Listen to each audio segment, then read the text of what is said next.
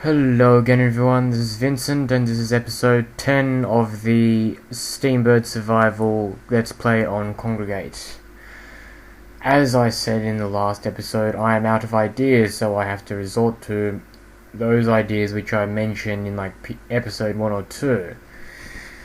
In this case I'll be reading a few soliloquies from Hamlet. Act 1, Scene 2, line 129. Oh, that this too solid flesh would melt, thaw and resolve itself into a dew, or that the everlasting had not fixed his cannon against self-slaughter. Oh God, how weary, stale, flat and unprofitable seem to me all the uses of this world. Fie on't, fie, 'tis an unweeded garden, that grows to seed, things rank and gross in nature, possess it merely, that it should come to this, but 2 months dead, nay not so much, not 2, so excellent a king that was to this, Hyperion to a satyr, so loving to my mother that he might not beteem the winds of heaven visit her face too roughly. Heaven and earth must I remember, why she would hang on him as if increase of appetite had grown, by what it fed on, and yet within a month, let me not think on it, frailty thy name is, woman. A little month or ere those shoes were old, with which she followed my poor father's body, like Niobe, all tears. Why she, even she, O God, a beast that wants discourse of reason would have mourned longer, married with my uncle, my father's brother, but no more like my father than I to Hercules. Within a month, ere yet the salt of most unrighteous tears had left the flushing in her gold eyes, she married, O most wicked speed to post with such dexterity to incestuous sheets. It is not, nor it cannot come to good, but break my heart, for I must hold my tongue. Act 2, Scene 2, line 278. I will tell you why. So shall my anticipation prevent your discovery, and your secrecy to the king and queen moult no feather.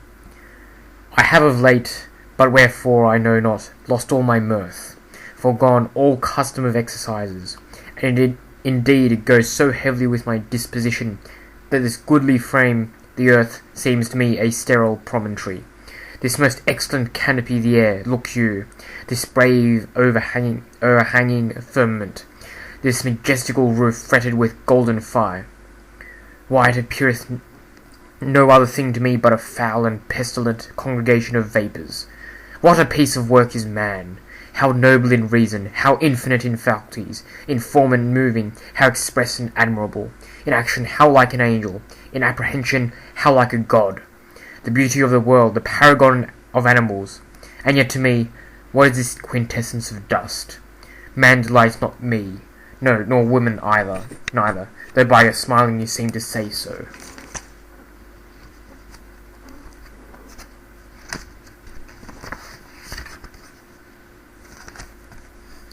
Act 2, Scene 2, line 501. I so God by to you, now I am alone. Oh, what a rogue and peasant slave am I! Is it not monstrous that this player here, but in fiction, in a dream of passion, could force his soul so to his own conceit, that from her working all his visage wand, tears in his eyes, distraction in his aspect, a broken voice, and his whole function suiting with forms of this conceit, and all for nothing, for Hecuba. What's Hecuba to him, or he to Hecuba, that he should weep for her? What would he do, had he the motive and the cue for passion that I have? He would drown the stage with tears, and cleave the general ear with horrid speech, make mad the guilty and appall the free, confound the ignorant, and amaze indeed the very faculties of eyes and ears. Yet I, a dull and muddy-mettled rascal, peak like John Dreams, unpregnant of my cause, and can say nothing. No, not for a king, upon whose property and most dear life a damned defeat was made. Am I a coward? Who called me villain, breaks my pate across, plucks off my beard and blows it in my face, tweaks me by the nose, gives me the lie in the throat, as deep as to the lungs? Who does me this? Ha, swoons, I should take it, for it cannot be, but I am pigeon-livered, and lack gall to make oppression bitter, or ere this I should have fatted all the region kites with this save's offal. Bloody, bawdy villain, remorseless, treacherous, lecherous, kindless villain, O vengeance! Act 3, Scene 1, line 61. To be or not to be, that is the question. Whether 'tis nobler in the mind to suffer the slings and arrows of outrageous fortune, or to take arms against a sea of troubles, and by opposing end them. To die, to sleep, no more, and by sleep to say we end the heartache and the thousand natural shocks that flesh is heir to. 'Tis a consummation devoutly to be wished. To die, to sleep, perchance to dream. Aye, there's the rub.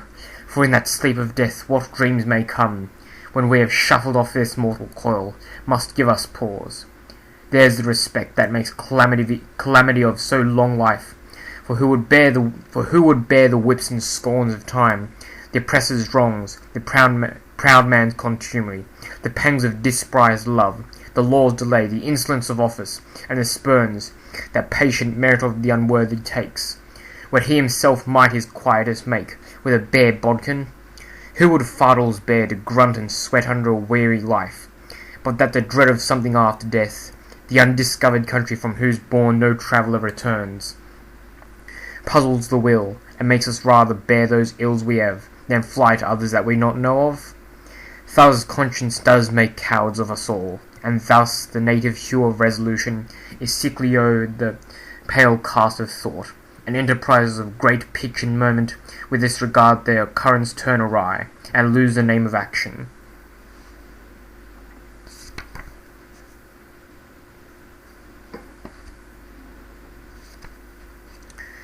Act 3, Scene 1, line 119. Get thee to a nunnery. Why wouldst thou be a breeder of sinners? I am myself indifferent honest, but yet I could accuse me of such things that were better my mother had not borne me. I am very proud, revengeful, ambitious, with more offences at my beck than I have thoughts to put them in, imagination to give them shape, or time to act them in. What should such fellows as I do crawling between heaven and earth? We are arrant knaves all. Believe none of us. Go thy ways to a nunnery.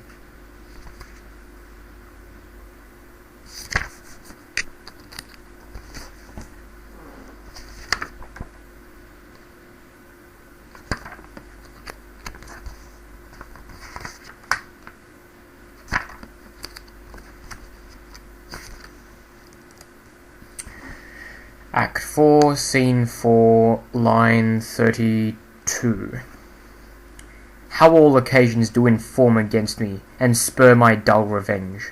What is a man, if his chief good and market of his time be but to sleep and feed? A beast, no more.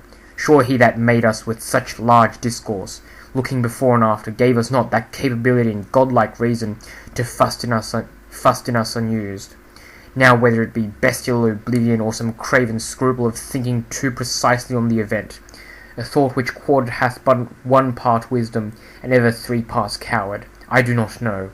Why yet I live to say these things to do, sith I have cause, and will, and strength and means to do it.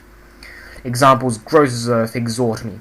Witness this army of such massing charge, led by a delicate and tender prince, whose spirit with divine ambition puffed, makes mouths at the invisible event, exposing what is mortal and unsure to all that fortune, death and danger there, even for an eggshell. Rightly to be great is not to stir without great argument, but greatly to find quarrel in a straw, when honour's at the stake. How stand I, then, that have a father killed, a mother stained, excitements of my reason and my blood, and let all sleep, while to my shame I see